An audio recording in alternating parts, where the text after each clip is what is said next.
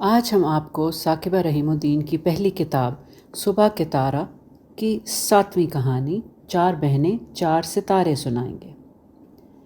میرے ننھے منھے دوستو، میں اس وقت بیچوں بیچ نیلے سمندر کی بیٹھی ہوئی ہوں۔ یوں تو بلوچستان کے دیار اکثر خشک رہتے ہیں، مگر ضلع مکران کا سمندری ساحل 450 میل تک پھیلا ہوا ہے۔ یہ ہمارے ملک کا سب سے بڑا ساحل ہے۔ یہاں کے سمندر کی جھینگا مچھلی ساری دنیا میں مشہور ہے۔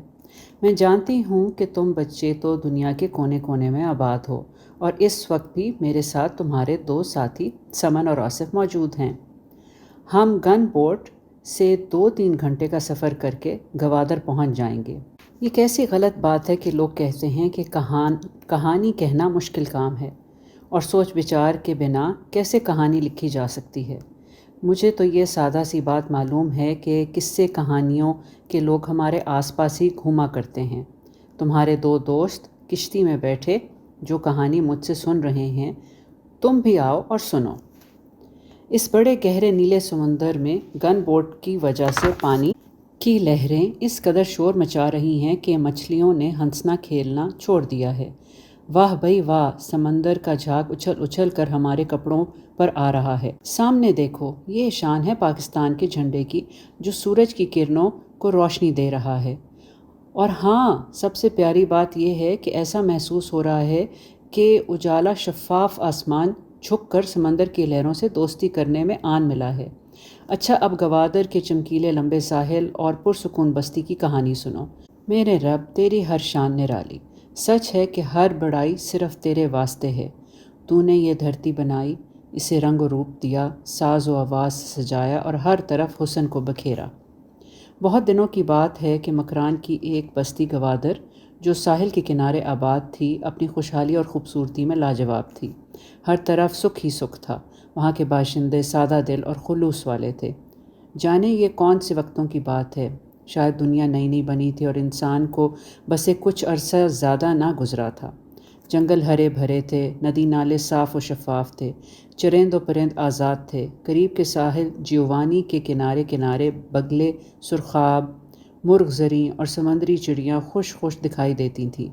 چاند کی 14ویں رات کو سمندر کی موجیں چاند سے باتیں کرتی تھیں۔ تب اکثر بچے اپنی ماؤں سے دونوں کی دوستی کی کہانیاں کرتے تھے۔ کیا مزے کا موسم تھا!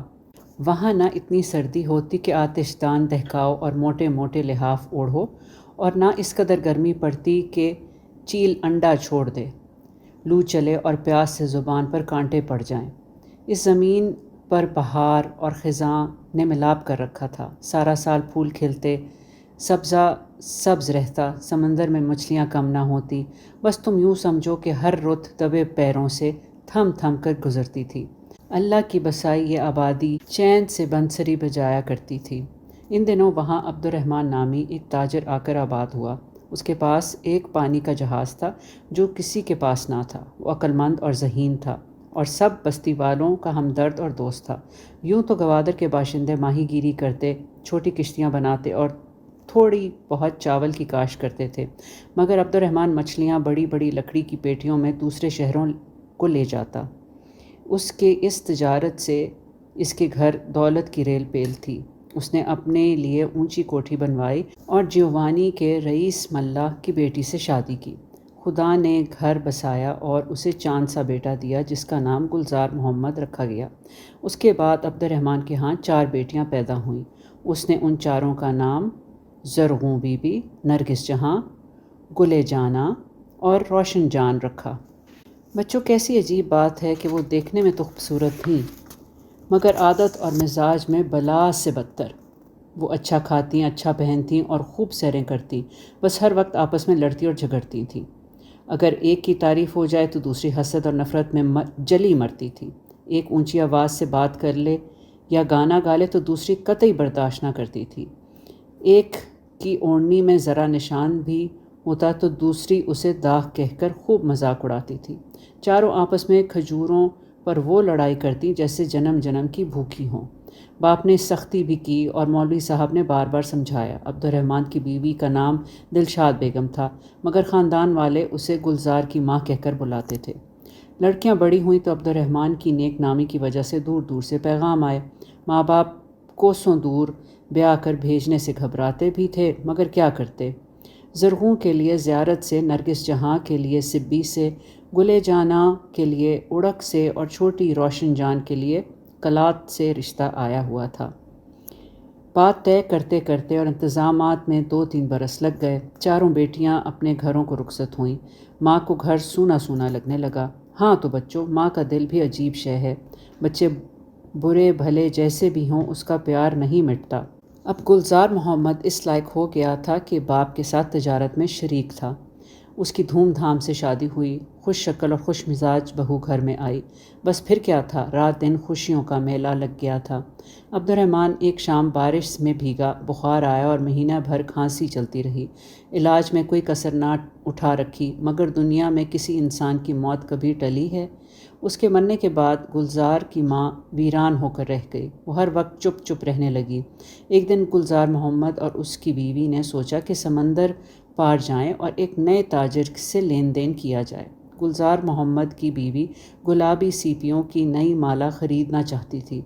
دونوں نے ماں سے اجازت لی، اس کے پاؤں چھوئے اور سفر کو روانہ ہوئے۔ گلزار کی ساس گلشن جان بظاہر تو بڑی ملنسار اور ہنسمکھ تھیں، مگر حقیقت میں حد درجہ لالچی اور مکار عورت تھی۔ اسے یہ فکر تھی کہ داماد اور بیٹی کی دولت میں دلشاد بیگم کا حصہ قطعی نہ ہونا چاہیے۔ ایک بار گلشن جان نے دلشاد بیگم کو ملیریا کے بخار میں لیٹے دیکھا تو بہت ہمدردی جتائی۔ اس نے جڑی بوٹیوں کا پانی پکا کر پلایا، سر دباتی رہی اور سینہ سہلاتی رہی۔ اف توبہ! 2-4 گھنٹے میں بخار اس قدر تیز ہو گیا جیسے انگارہ دہک رہا ہو۔ گلشن جان نے 2-3 کالے دانے اور کھانے کو دیے۔ دانے حلق سے اترے اور دلشاد بیگم نے چیخ ماری اور بے ہوش ہو گئی۔ گلشن جان نے روپے پیسے دے کر ایک نوکر کو ملا لیا تھا۔ دوپہر کے سناٹے میں دونوں نے مل کر دلشاد بیگم کو جنگلی خاردار جھاڑیوں میں ڈلوایا تاکہ وہ مر جائے۔ میرے ساتھیوں، میرے بچوں، اب سنو دلشاد بیگم یا گلزار کی ماں کا حال۔ بخار کی حدت، درد اور زہریلی دوا کی وجہ سے اسے دنیا جہاں کی خبر نہ تھی۔ کچھ دھوپ کم ہوئی تو اس کا احساس جاگا۔ سوچا کہ یہ کیسی زمین ہے اور آس پاس گھنا جنگل کیوں ہے؟ اس نے لیٹے لیٹے بڑی نقاہت سے آنکھیں کھولیں۔ اوپر دیکھا تو سبز ٹہنیوں کا جال، آسمان کے چھوٹے چھوٹے ٹکڑے نظر آتے اور کبھی روشنی سے چمک اٹھتی تھی۔ اس پر وحشت طاری ہو گئی اور وہ پھر ایک بار بے ہوش ہو گئی۔ گھنٹہ اور گزر گیا۔ گلزار کی ماں ادھ کھلی آنکھوں سے جانے کیا دیکھ رہی تھی۔ سبزے پر کسی کے چلنے کی آواز آئی، پتے ہلے اور پھر ایک لڑکی نظر آئی۔ اوپر سے نیچے تک عنابی اور سیاہ رنگ کے کپڑے پہنے ہوئے تھی۔ پھولدار چادر سر سے اوڑھی ہوئی تھی، مگر چاندنی کی بالیوں سے لدے کان جھک رہے تھے۔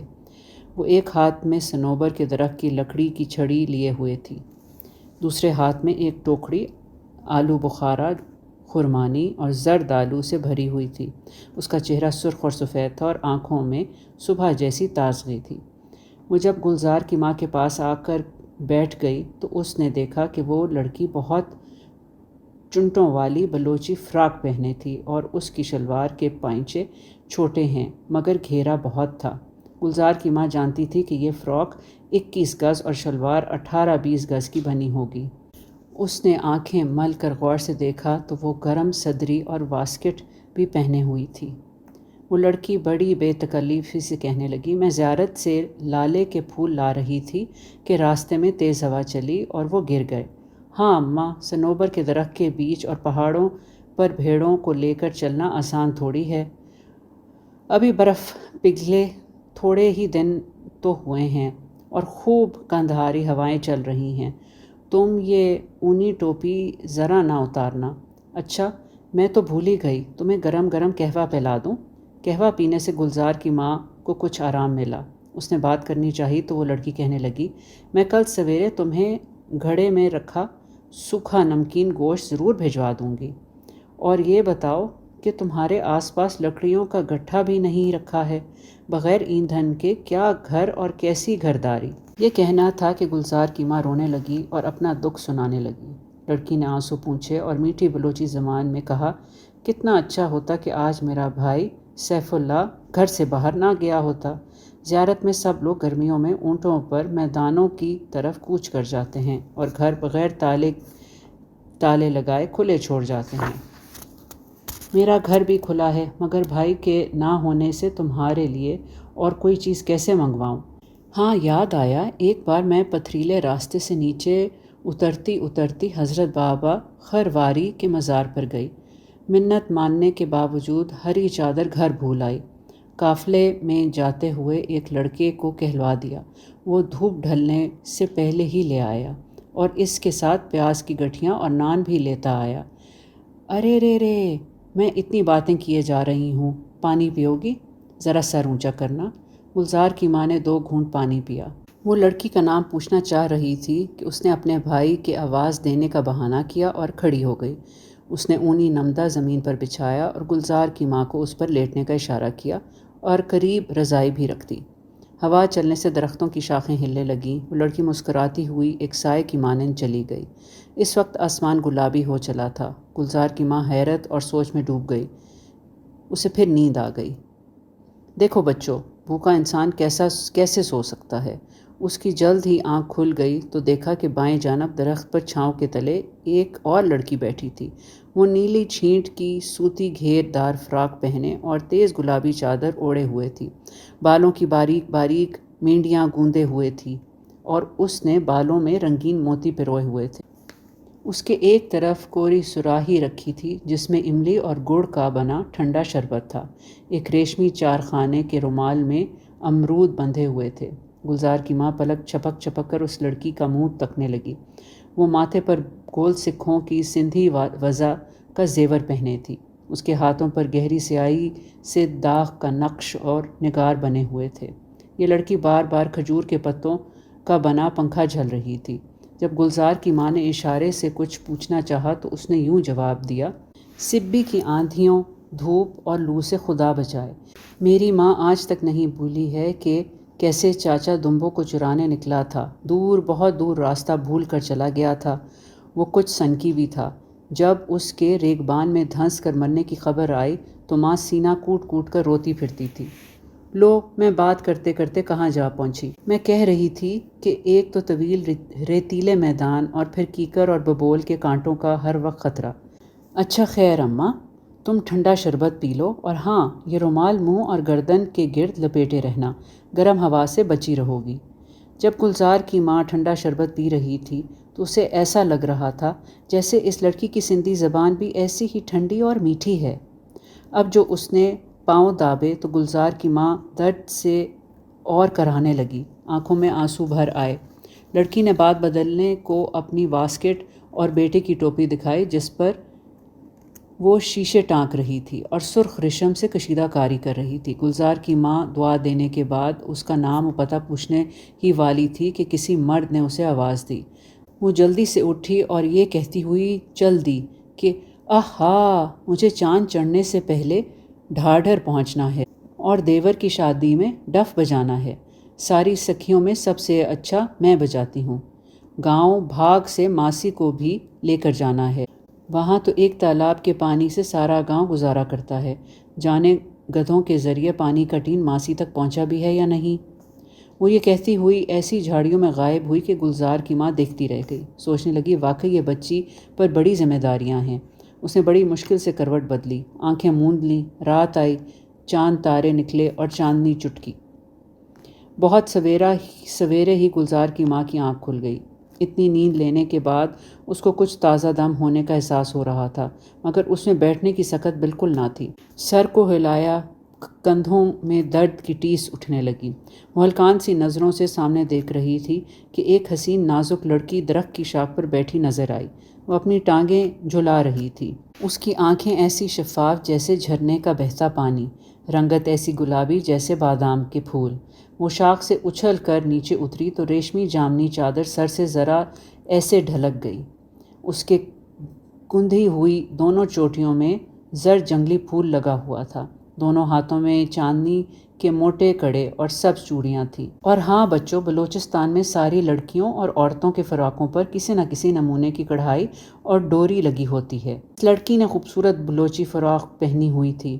وہ گلزار کی ماں کے پاس آ کر بیٹھی اور مسکرا کر کہنے لگی، دیکھا اماں، چھوٹا ماموں کتنا برا ہے، جب کھیل میں ہارنے لگا تو کچا انار دے مارا۔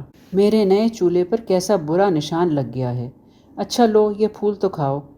اتنا کہہ کر اس نے کرتے کے سامنے کی لمبی جیب سے سنہری رنگت کے پکے ہوئے آڑو نکالے، پھر کہنے لگی، اس سال جانے کیوں سیب اور بادام کے پھول جلدی نکل آئے ہیں، اور برف تو اتنی گری کہ پچھلے 25 سال بھی نہ گری ہوگی۔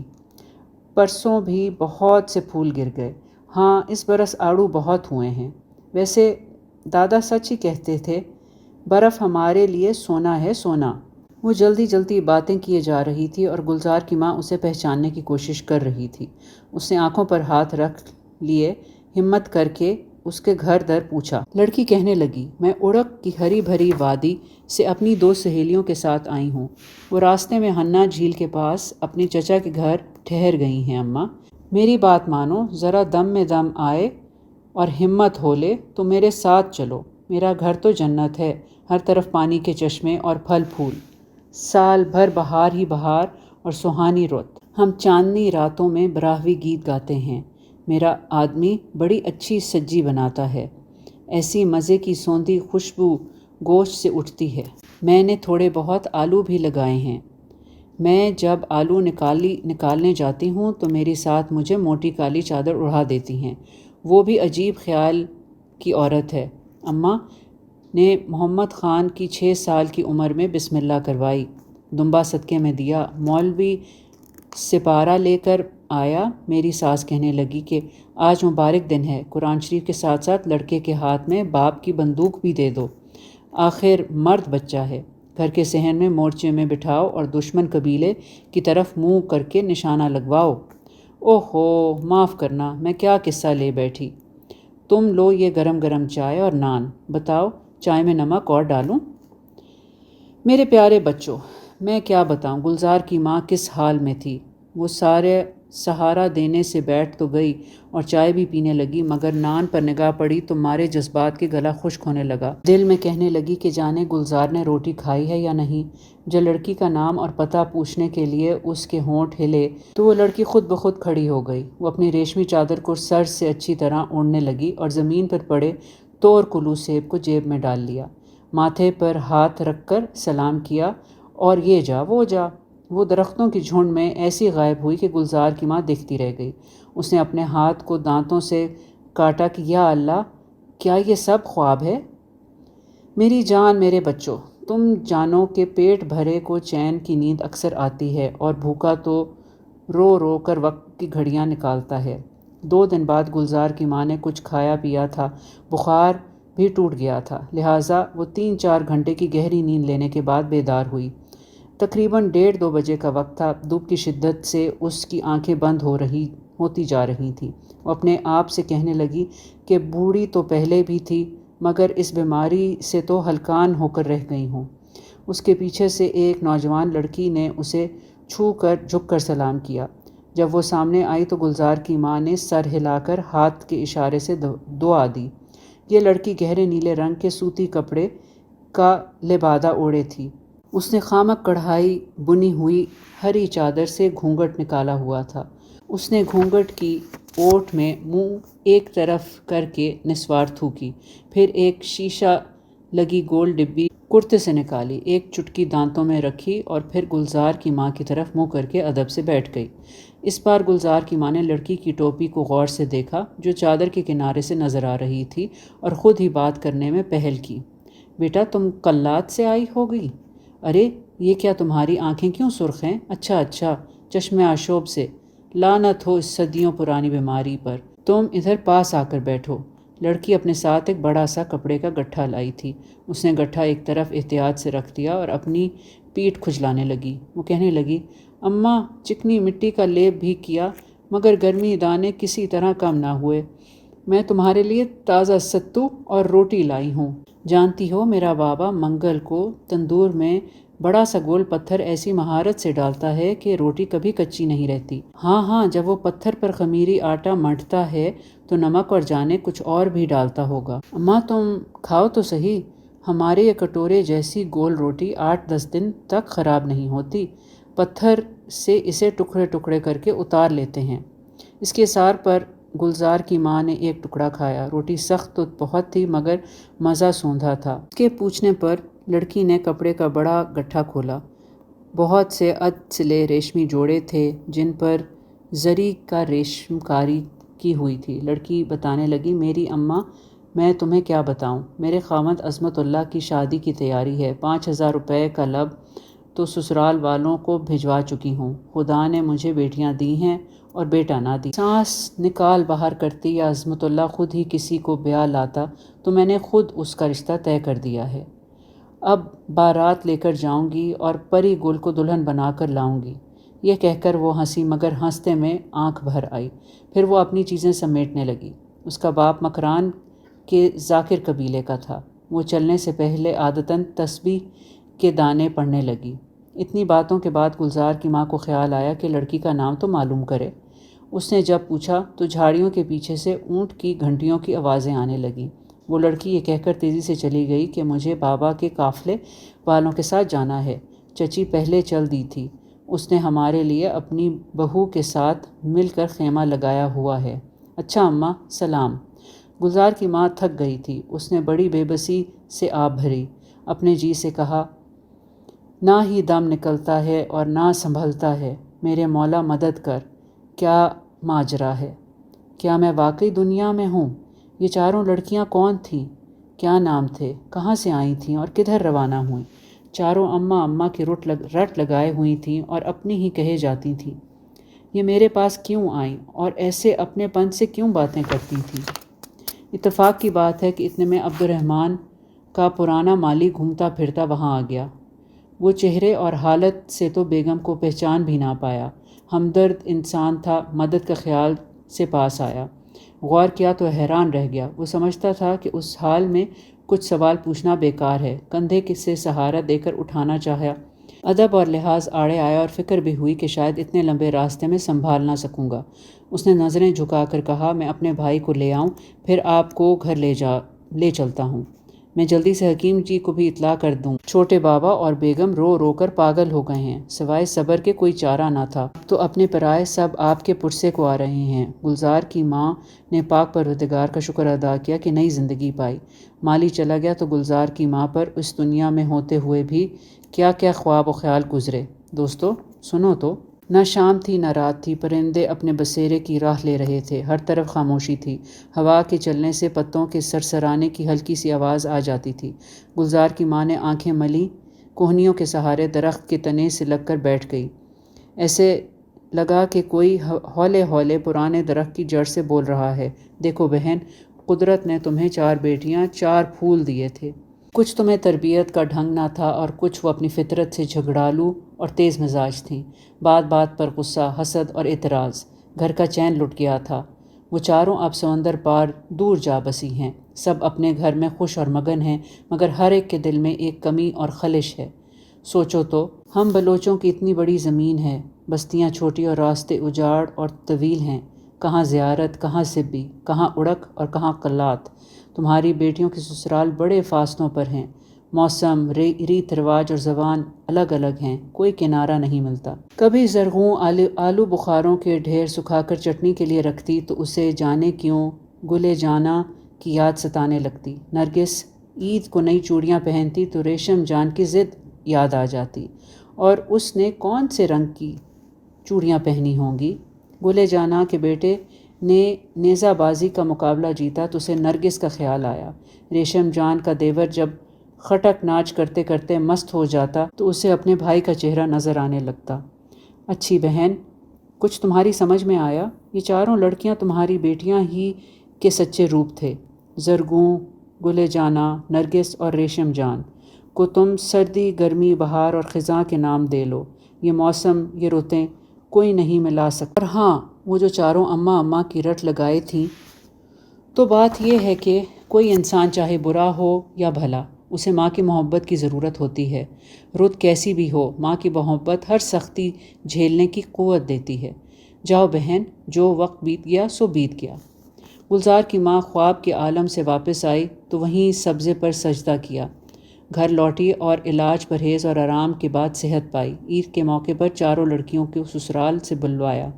ایک شب اس نے چاروں لڑکیوں اور بیٹے کو اور بہو کو اپنے پاس بٹھایا، اپنے پر بیتی ساری داستان سنائی، سب کے ماتھے پر پیار کیا اور گلے سے لگایا۔ اس نے اپنے بچوں کو نظروں میں محسوس کیا کہ جیسے محبت کا نور اتر آیا ہو۔ چاروں موسم، چاروں بہنیں اچانک 4 ستاروں کی مانند اونچے آسمان پر چمک اٹھی۔